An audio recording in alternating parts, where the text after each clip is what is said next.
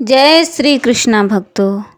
तो आप लोगों के लिए श्रीमद् भगवत गीता लेकर के मैं आई हूँ। श्रीमद् भगवत गीता का प्रत्येक श्लोक प्रत्येक दिन आपको श्रवण करने को मिलेगा। गीता हमारे जीवन में बहुत बदलाव लाती है, इसलिए गीता का श्रवण जरूर करना चाहिए, पठन पाठन जरूर करना चाहिए। आप लोग अगर गीता पढ़ नहीं सकते तो उसको श्रवण कीजिए, क्योंकि हिंदी और संस्कृत में मैं आपके लिए लेकर आ रही हूँ। मेरा नाम राधिका प्राणवल्लभ देवीदासी है। तो चलिए चलते हैं श्लोक की ओर। तम का अध्ययन करना चाहिए, श्रवण करना चाहिए, क्योंकि जो मार्गशीर्ष मास है वो भगवान श्री कृष्ण का प्रतीक है। भगवान श्री कृष्ण ने गीता में कहा है कि मासों में मैं मार्गशीर्ष मास हूँ। तो हम आप लोगों के लिए लेकर आए हैं श्रीमद् भगवत गीता से प्रथम अध्याय का प्रथम श्लोक। तो कुरुक्षेत्र के युद्ध स्थल में सैन्य निरीक्षण। धृतराष्ट्र उवाच धरम क्षेत्रे कुरुक्षेत्रे संवेतायुयुत्सवः मामका पांडवश्चैव किं कुर्वत संजय। धृतराष्ट्रुवाच धरम क्षेत्रे कुरुक्षेत्रे संवेतायुयुत्सवः मामका पांडवश्चैव किं कुर्वत संजय। धृतराष्ट्र ने कहा, हे संजय, धर्म भूमि कुरुक्षेत्र में युद्ध की इच्छा से एकत्र हुए मेरे तथा पांडु के पुत्रों ने क्या किया। तात्पर्य श्रीला प्रभुपाद के द्वारा। श्रीला प्रभुपाद की जय। भगवत गीता एक बहुपठित आस्तिक विज्ञान है जो कि गीता महात्म्य में सार रूप में दिया हुआ है। इसमें यह उल्लेख है कि मनुष्य को चाहिए कि वह श्री कृष्ण के भक्त की सहायता से संवीक्षण करते हुए भगवत गीता का अध्ययन करे और स्वार्थ प्रेरित व्याख्याओं के बिना उसे समझने का प्रयास करे। अर्जुन ने जिस प्रकार से साक्षात भगवान कृष्ण से गीता सुनी और उसका उपदेश ग्रहण किया, इस प्रकार की स्पष्ट अनुभूति का उदाहरण भगवत गीता में ही है। यदि उसी गुरु परंपरा से निजी स्वार्थ से प्रेरित हुए बिना किसी को भगवत गीता समझने का सौभाग्य प्राप्त हो तो वह समस्त वैदिक ज्ञान तथा विश्व के समस्त शास्त्रों के अध्ययन को पीछे छोड़ देता है। पाठक को भगवत गीता में न केवल अन्य शास्त्रों की सारी बातें मिलेंगी, अपितु ऐसी बातें भी मिलेंगी जो अन्यत्र कहीं उपलब्ध नहीं है। यही गीता का विशिष्ट मानदंड है। स्वयं भगवान श्री कृष्ण द्वारा साक्षात उच्चारित होने के कारण यह पूर्ण आस्तिक विज्ञान है। महाभारत में वर्णित धृतराष्ट्र तथा संजय की वार्ताएं इस महान दर्शन के मूल सिद्धांत का कार्य करती हैं। माना जाता है कि इस दर्शन की प्रस्तुति कुरुक्षेत्र के युद्ध स्थल में हुई, जो वैदिक युग से पवित्र तीर्थ स्थल रहा है। इसका प्रवचन भगवान द्वारा मानव जाति के पथ प्रदर्शन हेतु तब किया गया जब वे इस लोक में स्वयं उपस्थित थे। धर्म क्षेत्र शब्द सार्थक है, क्योंकि कुरुक्षेत्र के युद्ध स्थल में अर्जुन के पक्ष में श्री भगवान स्वयं उपस्थित थे। कौरवों का पिता धृतराष्ट्र अपने पुत्रों की विजय की संभावना के विषय में अत्यधिक संदिग्ध था। अतः इसी संदेश के कारण उसने अपने सचिव से पूछा, उन्होंने क्या किया। यह अश्वत्थ था कि उसके पुत्र तथा उसके छोटे भाई पांडु के पुत्र कुरुक्षेत्र की युद्ध भूमि में निर्णयात्मक संग्राम के लिए एकत्र हुए हैं। फिर भी उसकी जिज्ञासा सार्थक है। वह यह नहीं चाहता था कि भाइयों में कोई समझौता हो, अतः वह युद्ध भूमि में अपने पुत्रों के नियति भाग्य भावी के विषय में आश्वस्त होना चाह रहा था। क्योंकि इस युद्ध को कुरुक्षेत्र में लड़ा जाना था, जिसका उल्लेख वेदों में स्वर्ग के निवासियों के लिए भी तीर्थ स्थल के रूप में हुआ था। अतः धृतराष्ट्र अत्यंत भयभीत था कि इस पवित्र स्थल का युद्ध परिणाम पर न जाने कैसा प्रभाव पड़े। उसे पहले ही भली भांति ज्ञात था कि इसका प्रभाव अर्जुन तथा पांडु के अन्य पुत्रों पर अत्यंत अनुकूल पड़ेगा, क्योंकि स्वभाव से वे सभी पुण्यात्मा थे। संजय भी श्री व्यास का शिष्य था, अतः उनकी कृपा से संजय ने उससे युद्ध स्थल की स्थिति के विषय में पूछा। पांडव तथा धृतराष्ट्र के पुत्र दोनों ही एक ही वंश में संबंधित हैं, किंतु यहाँ पर धृतराष्ट्र के वाक्य से उनके मनोभाव प्रकट होते हैं। उसने जानबूझकर अपने पुत्रों पर धृतराष्ट्र के वाक्य से उसके मनोभाव को प्रकट होते हैं। उसने जानबूझकर अपने पुत्रों को कुरु कहा और पांडु के पुत्रों को वंश के उत्तराधिकार से विलग कर दिया। इस तरह पांडु के पुत्र अर्थात अपने भतीजों के साथ धृतराष्ट्र की विशिष्ट मनः स्थिति समझी जा सकती है।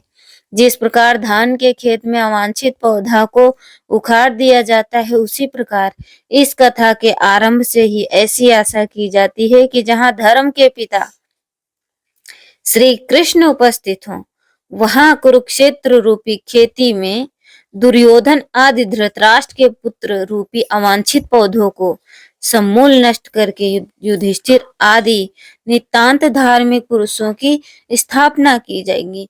यहाँ धर्म क्षेत्र तथा कुरुक्षेत्र शब्दों की उनकी ऐतिहासिक तथा वैदिक महत्ता के अतिरिक्त यही सार्थकता है। पांडवों ने 12 वर्ष का वनवास और 1 वर्ष का अज्ञातवास समाप्त होने पर जब प्रतिज्ञा के अनुसार अपना आधा राज्य मांगा, तब दुर्योधन ने आधा राज्य तो क्या, तीखी सुई की नोक जितनी जमीन भी बिना युद्ध के देनी स्वीकार नहीं की। अतः पांडवों ने माता कुंती की आज्ञा के अनुसार युद्ध करना स्वीकार कर लिया। इस प्रकार पांडवों और कौरवों का युद्ध होना निश्चित हो गया। तदनुसार दोनों ओर से युद्ध की तैयारी होने लगी। महर्षि वेदव्यास जी का धृतराष्ट्र पर बहुत स्नेह था। उस स्नेह के कारण उन्होंने धृतराष्ट्र के पास आकर कहा कि युद्ध होना और उसमें क्षत्रियों का महान संहार होना असंभावी है। इसे कोई टाल नहीं सकता। यदि तुम युद्ध देखना चाहते हो तो मैं तुम्हें दिव्य दृष्टि दे सकता हूँ, जिससे तुम यहीं बैठे बैठे युद्ध को अच्छी तरह से देख सकते हो। इस पर धृतराष्ट्र ने कहा कि मैं जन्म भर अंधा रहा, अब अपने कुल के संहार को मैं नहीं देखना चाहता, परंतु युद्ध कैसे हो रहा है यह समाचार सुनना जरूर चाहता हूँ। तब वेदव्यास जी ने कहा कि मैं संजय को दिव्य दृष्टि देता हूँ, जिससे यह संपूर्ण युद्ध को, संपूर्ण घटनाओं को, सैनिकों के मन में आई बातों को भी जान लेगा, सुन लेगा, देख लेगा और सब बातें तुम्हें सुना भी देगा। ऐसा कहकर वेदव्यास जी ने संजय को दिव्य दृष्टि प्रदान की। निश्चित समय के अनुसार कुरुक्षेत्र में युद्ध आरंभ हुआ। 10 दिन तक संजय युद्ध स्थल में ही रहे। जब पितामह भीष्म बाणों के द्वारा रथ से गिरा दिए गए, तब संजय ने हस्तिनापुर में, जहां धृतराष्ट्र विराजमान थे, आकर धृतराष्ट्र को यह समाचार सुनाया। इस समाचार को सुनकर धृतराष्ट्र को बड़ा दुख हुआ और वे विलाप करने लगे। फिर उन्होंने संजय से युद्ध का सारा वृत्तांत सुनाने के लिए कहा। भीष्म पर्व के 24वें अध्याय तक संजय ने युद्ध संबंधी बातें धृतराष्ट्र को सुनाई। 25वें अध्याय से आरंभ होता है। संजय और धृतराष्ट्र से पूछते हैं कि उनके और पांडु के पुत्रों ने क्या किया। तो धर्म क्षेत्र कुरुक्षेत्र में देवताओं यज्ञ किया था। देवताओं ने, राजा कुरु ने भी यहाँ पे तपस्या की थी। यज्ञ आदि धर्ममय कार्य होने से तथा राजा कुरु की तपस्या भूमि होने से इसको धर्म भूमि कुरुक्षेत्र कहा गया है। यहाँ धर्म क्षेत्र और कुरुक्षेत्र पदों में क्षेत्र शब्द देने में धृतराष्ट्र का अभिप्राय है कि यह अपनी कुरुवंशियों की भूमि है। यह केवल लड़ाई की भूमि नहीं है, प्रत्युत तीर्थ भूमि भी है, जिसमें प्राणी जीते जी पवित्र कर्म करके अपना कल्याण कर सकते हैं। इस तरह लौकिक और पौरलौकिक सब तरह का लाभ हो जाए। ऐसा विचार करके एवं श्रेष्ठ पुरुषों की सम्मति लेकर ही युद्ध के लिए यहाँ भूमि चुनी गई है। संसार में प्रायः 3 बातों को लेकर लड़ाई होती है। तो संसार में 3 बातों को लेकर हमेशा लड़ाई होती रहती है। वो 3 बातें कौन है? भूमि, धन और स्त्री। इन तीनों में भी राजाओं का आपस में लड़ना मुख्यतः जमीन को लेकर होता है। यहाँ कुरुक्षेत्र पद देने का तात्पर्य भी जमीन को लेकर लड़ने में है। कुरुवंश में धृतराष्ट्र और पांडु के पुत्र सब एक हो जाते हैं। कुरुवंशी होने से दोनों का कुरुक्षेत्र में अर्थात राजा कुरु की जमीन पर समान हक लगता है। इसीलिए कौरवों द्वारा पांडवों को उनकी जमीन न देने का कारण दोनों जमीन के लिए लड़ाई करने आए हुए हैं। यद्यपि अपनी भूमि होने के कारण दोनों के लिए कुरुक्षेत्र पद देना युक्ति संगत न्याय संगत है।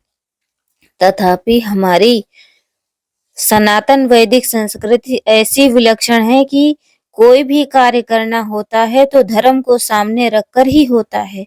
युद्ध जैसा कार्य भी धर्म भूमि, तीर्थ भूमि ही करते हैं, जिससे युद्ध में मरने वालों का उद्धार हो जाए, कल्याण हो जाए। अतः यहाँ कुरुक्षेत्र के साथ धर्म क्षेत्र पद आया है। यहाँ आरंभ में धर्म पद से और बात की मालूम होती है। अगर आरंभ के धर्म पद से धर लिया जाए और 18वें अध्याय के अंतिम श्लोक में मम पद से म लिया जाए तो धर्म शब्द बनता है। अतः संपूर्ण गीता धर्म के अंतर्गत है। अर्थात धर्म का पालन करने से गीता के सिद्धांतों का पालन हो जाता है और गीता के सिद्धांतों के अनुसार कर्तव्य कर्म करने से धर्म का अनुष्ठान हो जाता है। इन धर्म क्षेत्र कुरुक्षेत्र पद से सभी मनुष्यों को यह शिक्षा लेनी चाहिए कि कोई भी काम करना हो तो वह धर्म को सामने रखकर ही करना चाहिए। प्रत्येक कार्य सबके हित की दृष्टि से ही करना चाहिए, केवल अपने सुख आराम की दृष्टि से नहीं। और कर्तव्य अकर्तव्य विषय में शास्त्रों को सामने रखना चाहिए। गीता के 16वें अध्याय के 24 श्लोक में समवेतायुत्सवा राजाओं के द्वारा बार बार संधि का प्रस्ताव रखने पर भी दुर्योधन संधि करना स्वीकार नहीं किया।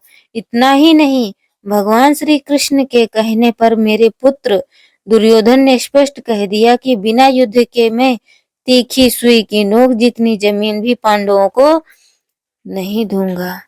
यावद्धि तीक्ष्णया सूक्ष्या विद्येयग्रेण केशवा ताव तप्य परित्याज्यम भूमिर्न पांडवान प्रति। तब मजबूर होकर पांडवों ने भी युद्ध करना स्वीकार किया। तो यहाँ पर दुर्योधन का हठ धर्म है। 3 तरीके के हठ धर्म होते हैं। त्रिया हट, राजधर हट और बालक हट। तो दुर्योधन ने हट रख लिया था, वो हट धर्मी था कि बिना युद्ध के मैं कुछ भी नहीं देने वाला। तो जब कहीं पर लड़ाई झगड़ा होता है, वहां पर सामने वाला कोई समझाता है, फिर भी नहीं समझता है, तो फिर क्या होता है? विनाश होता है। विनाश काले विपरीत बुद्धि। जब किसी का विनाश होने वाला होता है तो उसकी बुद्धि भी उसके विपरीत चलती है। जैसे कि दुर्योधन की बुद्धि भी विपरीत चलने लगी थी। तब मजबूर होकर पांडवों ने पांडु पुत्र दोनों ही सेनाओं के सहित युद्ध की इच्छा रखते से इकट्ठे हुए। दोनों राजाओं में युद्ध की इच्छा रहने पर भी दुर्योधन में युद्ध की इच्छा विशेष रूप से थी। उसका मुख्य उद्देश्य राज्य प्राप्ति का ही था। वह राज्य प्राप्ति धर्म से हो चाहे अधर्म से हो, न्याय से हो चाहे अन्याय से हो, विहित रीति से हो चाहे निषिद्ध रीति से हो, किसी तरह से हमें राज्य मिलना चाहिए, ऐसा उसका स्वभाव था। इसीलिए विशेष रूप से दुर्योधन का पक्ष ही युयुत्सव अर्थात युद्ध की इच्छा वाला है। पांडवों में धर्म की मुख्यता थी।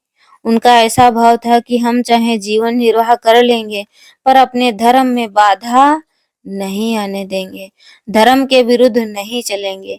इस बात को लेकर महाराज युधिष्ठिर युद्ध नहीं करना चाहते थे, परंतु जिस माँ की आज्ञा से युधिष्ठिर ने चारों भाइयों सहित द्रौपदी से विवाह किया था, उस माँ की आज्ञा के अनुसार उनकी आज्ञा होने के कारण ही महाराज युधिष्ठिर की युद्ध में प्रवृत्ति हुई, अर्थात केवल माँ की आज्ञा पालन रूप धर्म से युधिष्ठिर युद्ध की इच्छा रखने वाले हुए।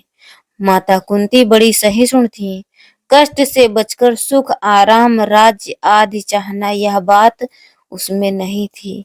वही एक ऐसी विलक्षण माता थी जिसने भगवान से विपत्ति का ही वरदान मांगा था।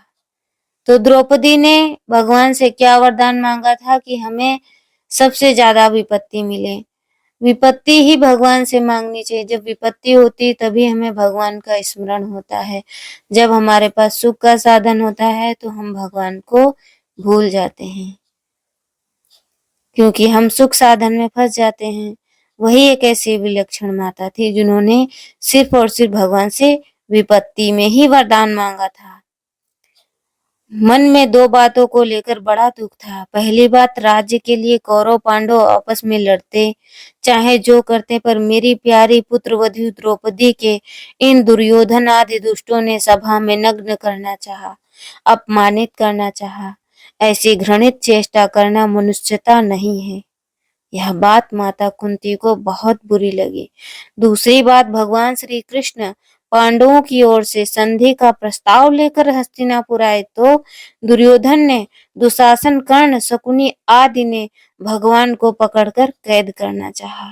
इस बात को सुनकर कुंती के मन में यह विचार हुआ कि अब इन दुष्टों को जल्दी ही खत्म करना चाहिए, कारण कि इनके जीते रहने से इनके पाप बढ़ते चले जाएंगे।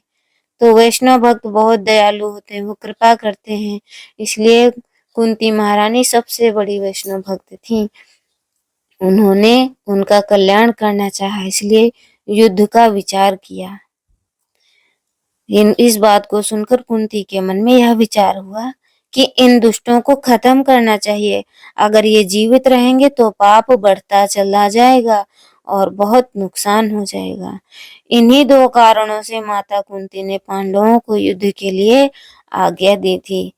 तो युद्ध का अर्थ ये नहीं था कि भूमि, दुर्योधन की तरफ से तो भूमि का था, लेकिन माता कुंती की तरफ से अधर्मियों का, दुष्टों का नाश करना। अगर वे धरती पे रहते तो कितना पाप बढ़ता, कितना अधर्म बढ़ता। उन्होंने उनके पुत्र वधू को नग्न करने का प्रयास किया। तात्पर्य है कि दुर्योधन आदि तो राज्य को लेकर ही युत्सु थे, पर पांडव धर्म को लेकर युत्सु थे बने। माम का पांडवश्चैव, पांडव धर्म धृतराष्ट्र को अपने पिता के बड़े भाई होने से पिता के समान ही समझते थे और उनकी आज्ञा का पालन करते थे। धृतराष्ट्र के द्वारा अनुचित आज्ञा देने पर भी पांडव उचित अनुचित द्वारा आज्ञा देने पर भी पांडव उचित अनुचित विचार न करके उनकी आज्ञा का पालन करते थे। अतः यहाँ पर माम का पद के अंतर्गत कौरव और पांडव दोनों आ जाते हैं। पांडवा पद अलग देने का तात्पर्य है कि धृतराष्ट्र अपने पुत्रों में तथा पांडु पुत्रों में समान भाव नहीं था, उनमें पक्षपात था, अपने पुत्रों के प्रति मोह था। वे दुर्योधन आदि तो अपना मानते थे पर पांडवों को अपना नहीं मानते थे। धृतराष्ट्र के मन में द्वैधी भाव था कि दुर्योधन आदि मेरे पुत्र हैं और युधिष्ठिर आदि मेरे पुत्र नहीं हैं, प्रत्युत पांडु के पुत्र हैं। इस भाव के कारण दुर्योधन का भीम को विष खिलाकर जल में फेंक देना, लाक्षागृह में पांडवों को जलाने का प्रयत्न करना, युधिष्ठिर के साथ छल पूर्वक जुआ खेलना, पांडवों का नाश करने के लिए सेना लेकर वन में जाना आदि कार्यों के करने से दुर्योधन को धृतराष्ट्र ने कभी मना नहीं किया, कारण कि उनके भीतर यही भाव था कि अगर किसी तरह पांडवों का नाश हो जाए तो मेरे बेटों को राज्य सुरक्षित रहेगा। इस कारण से उन्होंने अपने पुत्रों के लिए मामका और पांडु पुत्रों के लिए पांडवा पद का प्रयोग किया है, क्योंकि जो भाव भीतर होते हैं वही प्रायः वाणी से बाहर निकलते हैं। इस द्वैधी भाव के कारण ही धृतराष्ट्र को अपने कुल के संहार का दुख भोगना पड़ा। इससे मनुष्य मात्र को यह शिक्षा लेनी चाहिए कि वह अपने घरों में, मोहल्लों में, गांव में, प्रांतों में, देशों में, संप्रदायों में द्वैधी भाव अर्थात ये अपने हैं, ये दूसरे हैं, ऐसा भाव न रखें। कारण है कि द्वैधी भाव से आपस में प्रेम स्नेह नहीं होता, प्रत्युत कलह होती है। यहाँ पांडवा पद के एव पद को देने का तात्पर्य है कि पांडव तो बड़े धर्मात्मा हैं, अतः उन्हें युद्ध नहीं करना चाहिए था, परंतु वे युद्ध के लिए रणभूमि में आ गए हैं। वहां आकर उन्होंने क्या किया? तो जैसे कोई भगवान की सेवा करता है और वो लड़ाई करता तो कहते हैं अरे तुम्हें तो नहीं लड़ना चाहिए, तुम तो भगवान की सेवा करते हो तो तुम्हें नहीं लड़ना चाहिए। तो ऐसे ही वहां पे लोग सोच रहे हैं कि पांडव तो बड़े धर्मात्मा थे, उन्हें तो युद्ध नहीं करना चाहिए, उन्हें युद्ध स्थल में नहीं आना चाहिए। वो युद्ध के लिए रणभूमि में आए तो हैं, वहां पर उन्होंने क्या किया? मामका और पांडवा, इनमें से पहले मामका पद का संजय के आगे दूसरे श्लोक में 13वें श्लोक तक देंगे। अपने पुत्र दुर्योधन ने पांडवों की सेना को देखकर द्रोणाचार्य के मन में पांडवों के प्रति द्वेष पैदा करने के लिए उनके पास जाकर पांडवों के मुख्य मुख्य सेनापतियों के नाम लिए। उसके बाद दुर्योधन ने अपनी सेना मुख्य मुख्य योद्धाओं के नाम लेकर उनके रण कौशल आदि की प्रशंसा की। दुर्योधन को प्रसन्न करने के लिए भीष्म जी ने जोर से शंख बजाया। उसको सुनकर कौरवों ने सेना में शंख आदि बाजे बजे उठे और 14 श्लोक में 19वें श्लोक तक पांडव पद का उत्तर देंगे। रथ में बैठे हुए पांडव पक्षी भगवान श्री कृष्ण ने शंख बजाया। उसके बाद अर्जुन, भीम, युधिष्ठिर, नकुल, सहदेव आदि ने अपने अपने शंख बजाए, जिससे दुर्योधन की सेना का हृदय दहल गया। उसके बाद संजय पांडवों की यह बात कहते कहते 20वें श्लोक में श्री कृष्ण अर्जुन का संवाद। तो मेरे और पांडु के पुत्रों ने क्या किया? ये जो युद्ध कर बैठे उनको युद्ध नहीं करना चाहिए था। ऐसी निंदा या अपेक्षा यह भी नहीं लिया जा सकता, क्योंकि युद्ध तो चल ही रहा था। धृतराष्ट्र के भीतर भी अपेक्षा पूर्वक पूछने का भाव नहीं था। किम शब्द का प्रश्न लेता है कि ठीक बैठता है। धृतराष्ट्र संजय से भिन्न भिन्न प्रकार की छोटी बड़ी सब घटनाओं को अनुक्रमक से विस्तार पूर्वक ठीक ठीक जानने के लिए ही प्रश्न कर रहे हैं। मेरे पुत्र और पांडु के पुत्र, इस मतभेद से ही राग द्वेष पैदा हुए, जिससे लड़ाई हुई, हलचल हुई, धृतराष्ट्र के भीतर पैदा हुए। राग द्वेष का फल यह हुआ कि 100 के 100 कौरव मारे गए, पर पांडव का एक भी नहीं मारा गया। जैसे दही बिलोते हैं तो उसमें हलचल पैदा होती है, जिससे मक्खन निकलता है, ऐसे ही मामका और पांडवा से भेद से पैदा हुई हलचल से अर्जुन के मन में कल्याण की अभिलाषा जागृत हुई, जिससे भगवत गीता रूपी मक्खन निकला। तात्पर्य यह हो कि धृतराष्ट्र के मन में होने वाली हलचल से लड़ाई पैदा हुई और अर्जुन के मन में होने वाली हलचल से गीता पैदा हो गई, प्रकट हुई। तो हरे कृष्णा। अब हम मिलते हैं अगले श्लोक में। तो गीता का श्रवण करना चाहिए आप लोगों का। बहुत बहुत धन्यवाद।